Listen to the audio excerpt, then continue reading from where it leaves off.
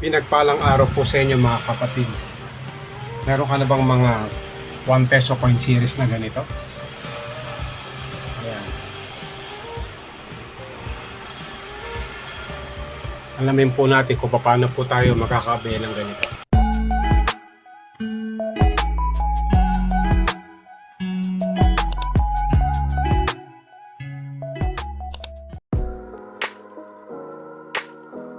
Minsan pa mga kapatid, welcome sa aking YouTube channel. Sa mga kapatid po natin na nagbubuo ng ganitong 1 peso coin series. Ayan, alamin po natin dito kung alin po yung mga hard to find coins sa mga baguhan po. Ayan. Meron na po akong dalawang nabuo, no? So ito yung una kong nabuo na 1 peso coin series. Pangalawa po ito. At ito na po yung pangatlo. Yan, ito po yung mga coins na lalagay ko dito. Ito po siya, no? At syempre, ito po yung pinaka mahal na piso dito po sa 1 peso coin series. Year 2005. Ayan. Hard to find coins, no?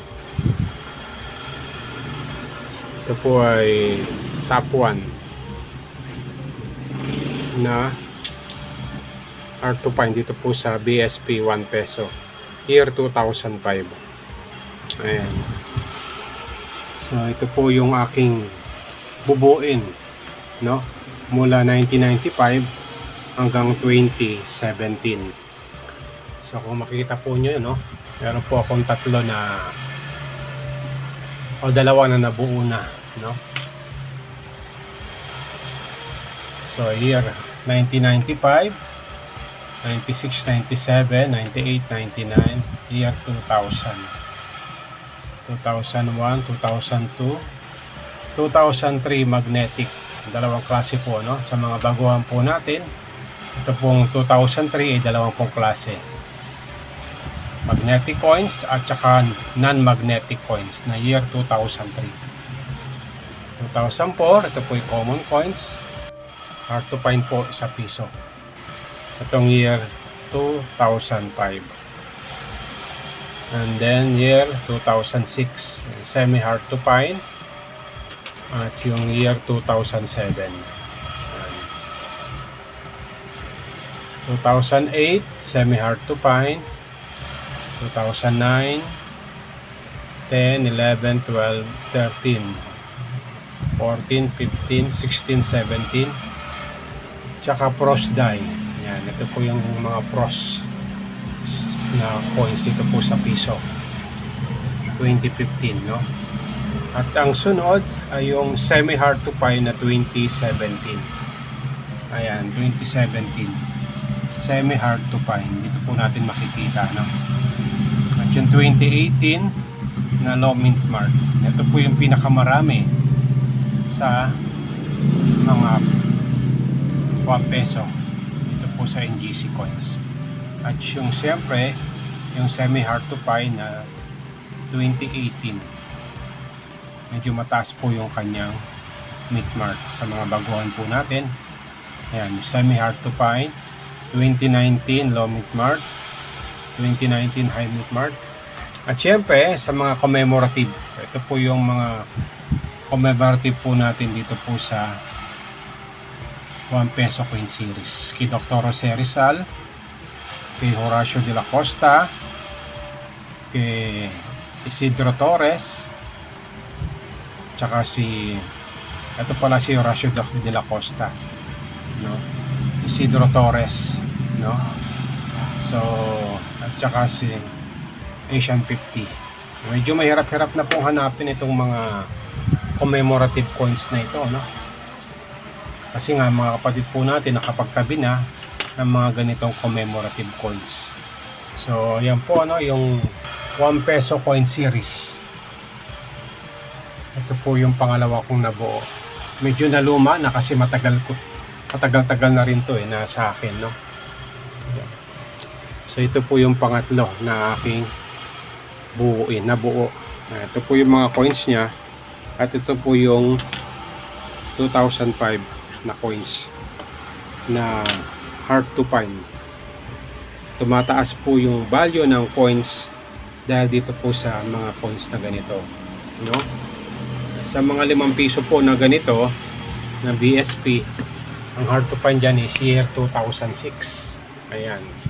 At saka sa 10 piso ay year 2007 at saka year 2009. May binubuo din ako mga ganitong 25 centavos.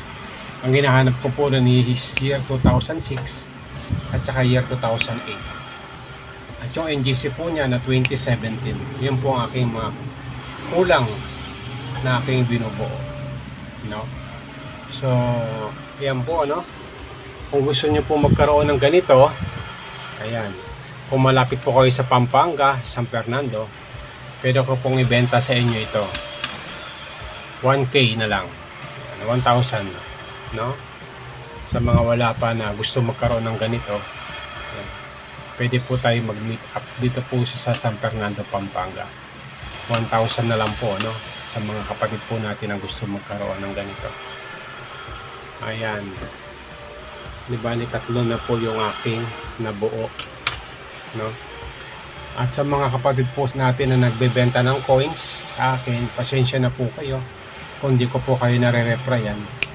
Ang hinahanap ko po ngayong barya ay yung mga hard to find coins na yung piso year 2005 at saka yung nabanggit po kaninang 5 piso year 2006, sa 10 piso year 2007 at saka year 2009, at sa 25 centavos year 2006 and year 2008. Ayan, kung malapit po kayo dito sa San Fernando, Pampanga, pwede nyo pong ibenta sa akin yung mga yan para at least makabuo rin po ako na kahit isa sa mga series na ganito, sa 5 piso, sa 10 piso at saka sa 25 centavos. Yan, no? Diba, ito po yung klase ng frame, no? Kapag tayo po ay magbubuo mula 1995 hanggang 2017. Ayan, ito po yung mga NGC coins dito po sa baba at saka yung mga commemorative. Ayan, ito po yung nabibili sa Lazada kung gusto nyo po magkaroon po ng ganyan, no? Sa mga magbubuo po ng coins. Check out nyo lang po yung mga frame dito po sa coins. So maraming salamat po sa inyong pagsubaybay sa aking YouTube channel. Kung kayo po ay napagpala at nasiyahan, please like and subscribe sa aking YouTube channel.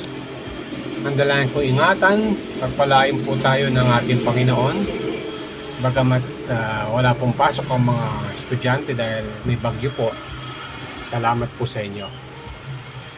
Shalom.